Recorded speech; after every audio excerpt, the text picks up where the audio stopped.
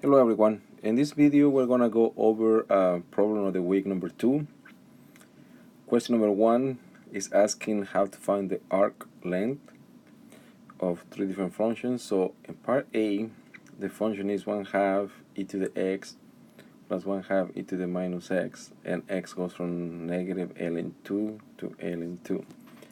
Remember that the arc length formula is the integral from a to b of the square root of 1 plus f prime square dx.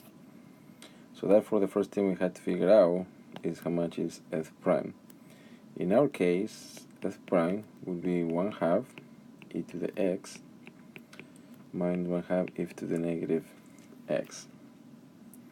Then if we square this, that means 1/2 e to the x minus 1/2 e to the minus x multiplied by itself. If you FOIL this, you end up with 1/4 e to the 2x. Why? Because e to the x times e to the x is e to the 2x. Then this times that is minus 1/4 e to the 0 minus 1/4 e to the 0 plus 1/4 e to the negative 2x. If we simplify this, you end up with 1/4 e to the 2x plus 1/2. Why? Because 1/4 and 1/4 is 1/2. This should be minus 1/2, and then plus 1/4 e to the negative 2x. So that takes care of this part. We still need to add a 1. So we add 1 to both sides. It's the same thing as adding 1 here. In our case, negative 1/2 plus 1 is 1/2. So you end up with this, which if you notice, this is exactly the same thing as the previous thing up to here, except that now this is plus, which means you can factor it back to the original thing, but instead of minus, it's going to be plus. So therefore, this is the same thing as 1/2 e to the x plus e to the minus x, everything squared. Now, remember that the next thing is you need to take the square root. So take the square root of this, and magically they cancel, so you end up with 1/2 e to the x plus e to the minus x. So therefore, the arc length will be the integral from minus ln 2 to ln 2 of 1/2 e to the x plus e to the minus x dx. If we integrate this, you can take out the 1/2. The integral of e to the x is e to the x, and the integral of e to the minus x is minus e to the negative x. And all of this goes from negative ln 2 to ln 2. So then this is 1/2 e to the ln 2 minus e to the negative ln 2 minus e to the negative ln 2 minus e to the negative ln 2. And then using algebra, remember that e to the ln 2 is just 2, and that this is negative 1/2 minus, this is now going to be 1/2, and then this is minus 2. So if you simplify all of this, this is 1/2. 2 minus 1/2 is 3/2. This is minus 3/2. So this is 1/2 times 6/2, which is again 3/2, and that's the answer. On the exam, you can stop here if you run out of time. So there's no need to go all the way up to here. So you get here, this will be good enough. So this is as far as you need to go on the test. Okay. All right. On part B, the function is the square root of t squared minus x squared, where x is between 0 and t here is just a constant. The question is the same. We need to find the arc length. So just like the previous part, we need the derivative first. Remember that this is the same thing as just t squared minus x squared to the 1/2.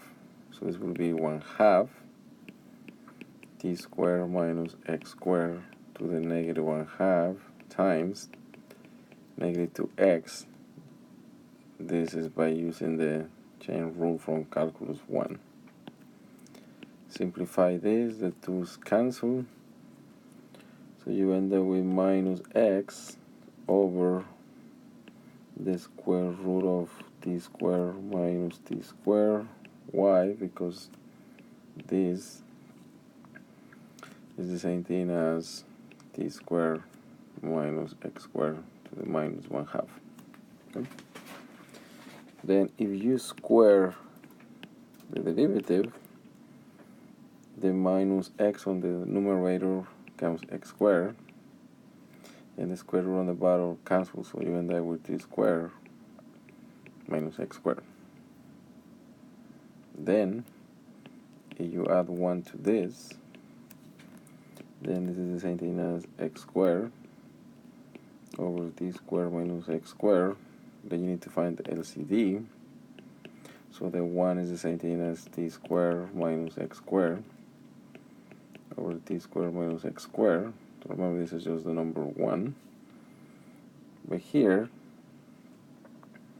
you can see that the x squares will cancel,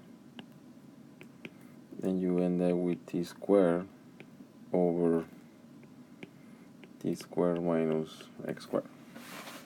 Okay.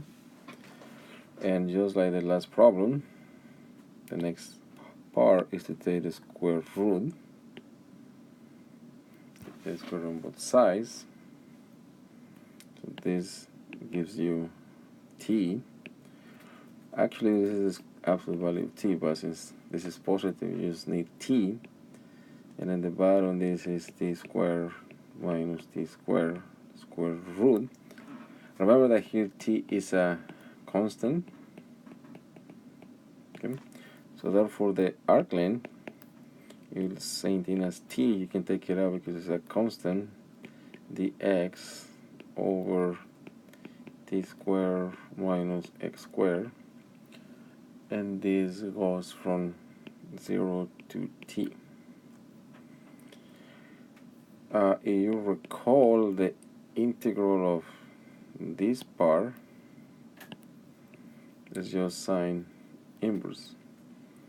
So therefore this is equals to sine inverse of x over t. So that's just the definition of sine inverse, and it goes from 0 to t.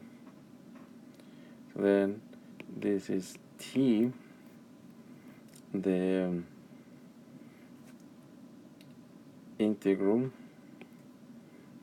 and it's actually 1 over t, so the t's will cancel.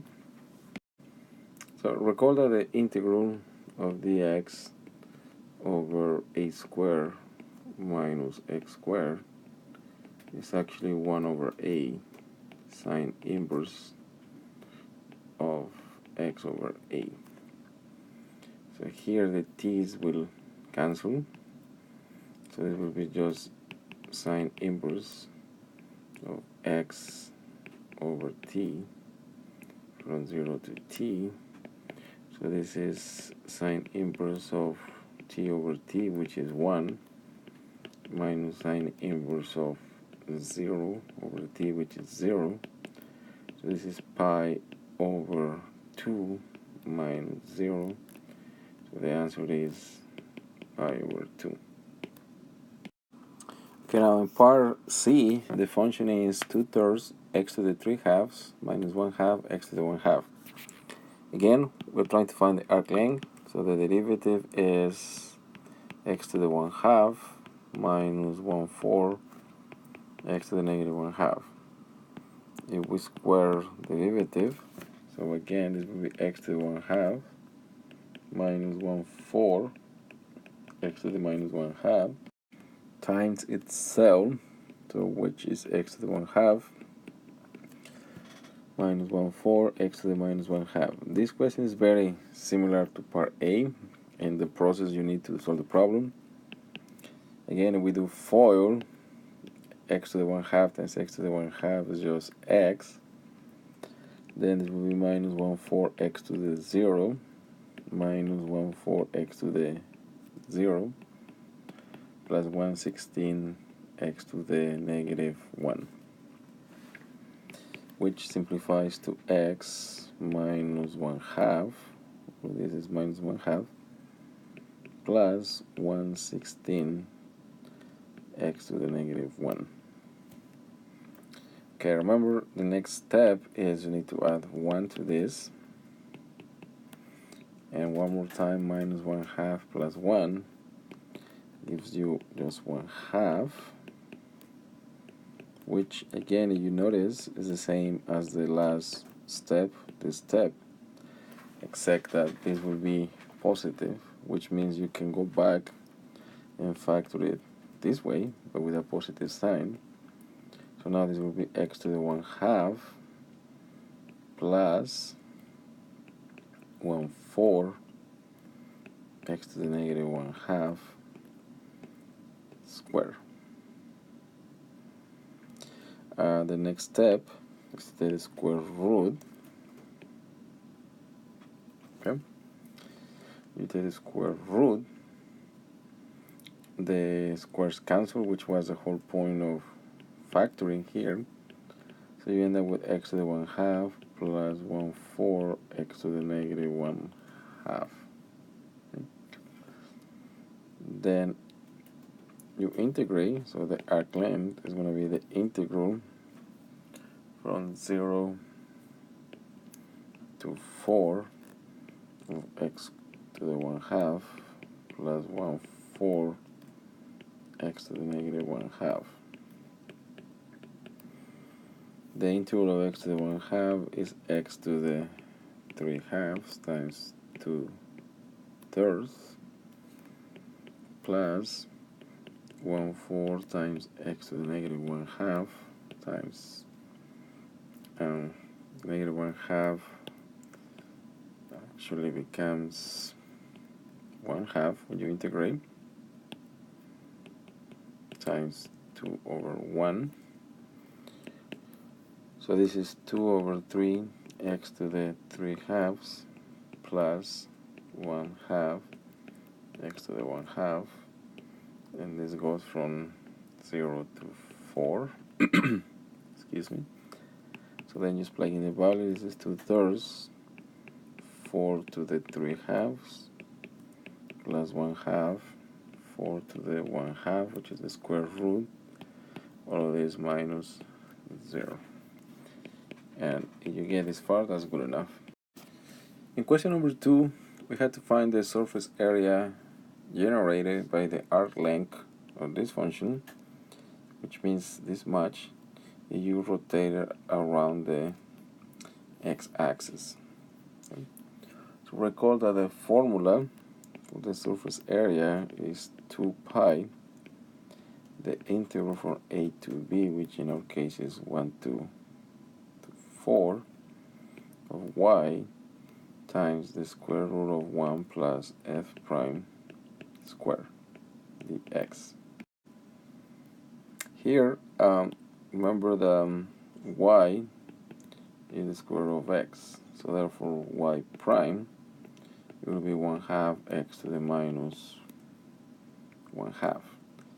If you square this, it will give you 1/4 x to the negative 1 or 1 over 4x. Hence, if you simplify 1 plus f prime squared, this is the same thing as 1 plus 1 over 4 over x. You find the LCD, this is for x plus 1 over 4x. And then if we take the square root of this is the square root of 4x plus 1 divided by 2 square root of x. Now that represents this part only.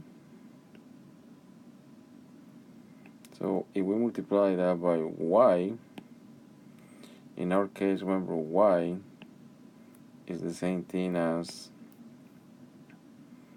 the square root of x only. So multiply by y is the same thing as multiply by the square root of x. The square root of x cancel, so you end up with just 1/2 the square root of 4x plus 1. Hence, the surface area is going to be 2 pi times the integral of 1/2 the square root of 4x plus 1 from 1 to 4. The x here, the 2 will cancel, and this is pi the integral of radical 4x plus 1 dx. Here we can make a substitution and say u is equals to 4x plus 1, so the u is 4 dx, so therefore this is the same thing as pi over 4 the integral square root of u du. Now remember that the square root of u, the integral of that, is u to the 3/2 times 2/3, which you simplify, that will give you pi over 6 u, which remember is 4x plus 1 to the 3/2, and all of this is from 1 to 4. Then just plug it in, and that's it.